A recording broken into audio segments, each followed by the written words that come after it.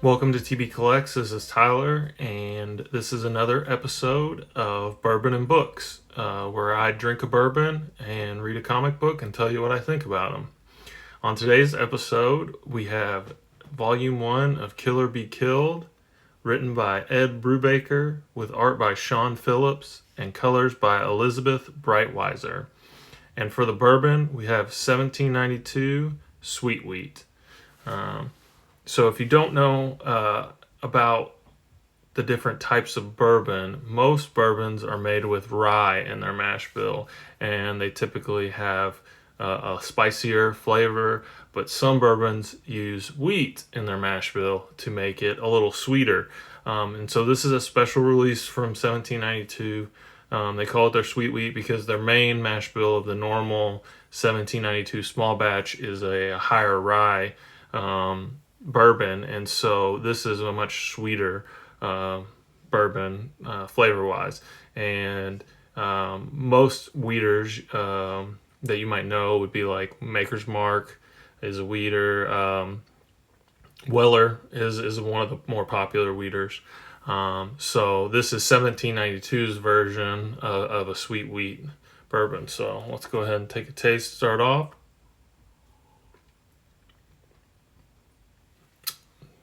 Very smooth. This is 91.2 proof, so it's more on the normal side of a proof.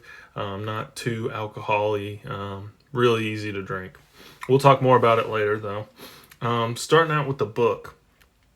So this is by Ed Brubaker, and this is my first Ed Brubaker story. I have heard that he is writes a lot of great stories, and I had some expectations going into this of what I thought this was going to be.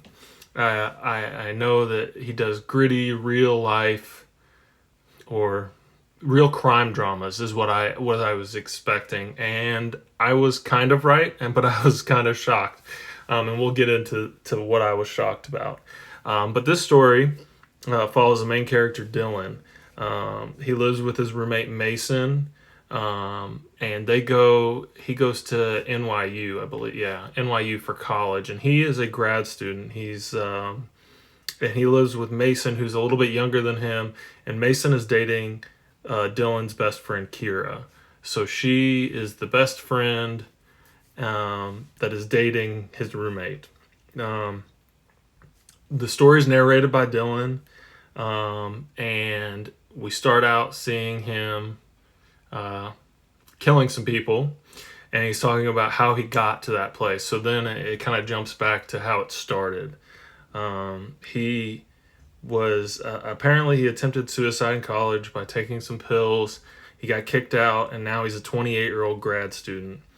And so, as I said, he's living with Mason, and she's dating his best friend. So there's a lot of tension there. One night he overhears Kira say to Mason that she feels sorry for him. So he decides again to commit suicide, and he's going to jump off the building. As we're reading this story, you definitely get a lot of that tension of, she was his best friend first, and now she's dating his roommate, and he kind of hates his roommate, says the things that, like, he was all right at the beginning, but now that he's dating Kira, I hate him, and that kind of stuff. And that's a really cool dynamic that gets explored here. So the main event, which again, this happens in issue 1, so I'm not really spoiling anything, but as he's attempting suicide, he gets kind of caught up in some of the clothes wires and ends up landing, and it's a real snowy night in New York, and ends up landing in some snow and doesn't kill himself.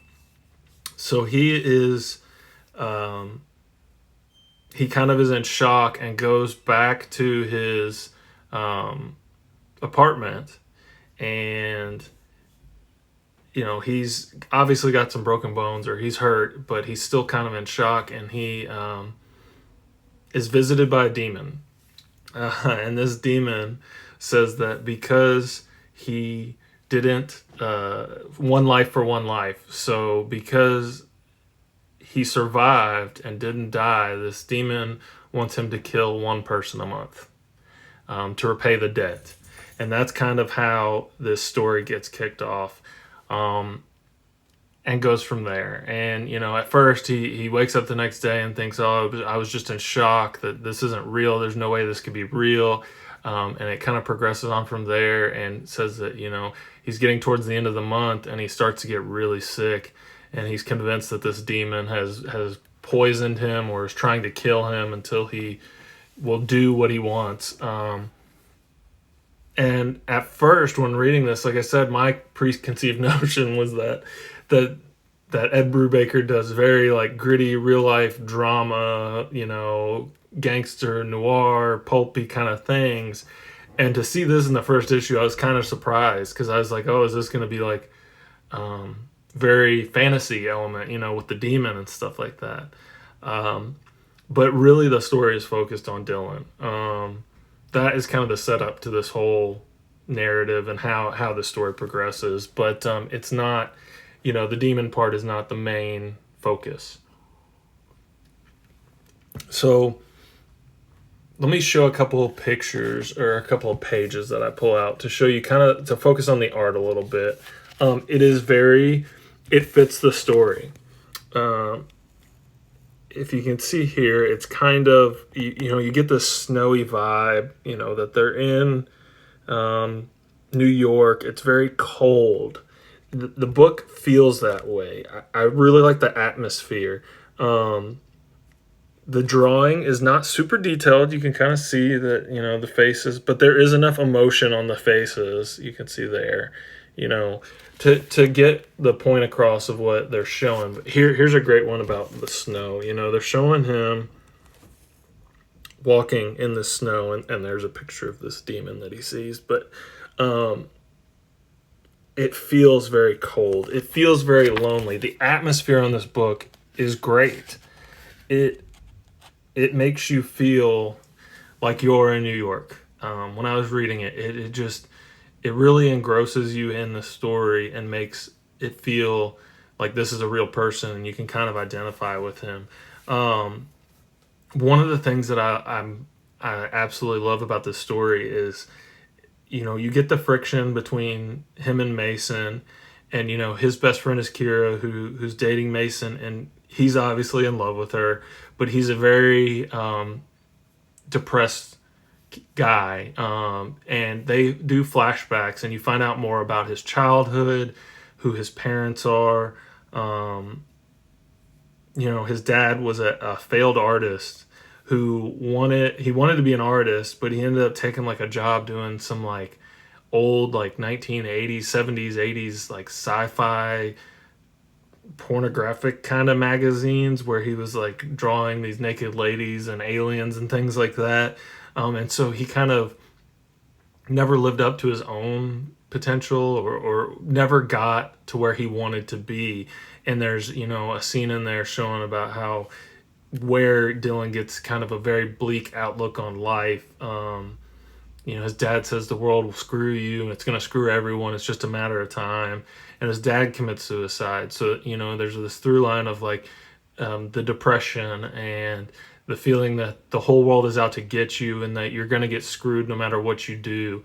And so, he's kind of a, not, I wouldn't say awkward, but, he has a very bleak outlook on life, and he's not overly optimistic or, not a sunshiny person. But it's not a depressing book, reading it. It just is, it's explaining, who this character is. And I really enjoyed that. I felt like just in this volume, you really understood who Dylan was. So that's about Dylan, the character. Now, the story itself, once he knows really that this demon is for real, and that if he doesn't kill someone once a month, it's going to kill him. And that's, the title of the story, Kill or Be Killed.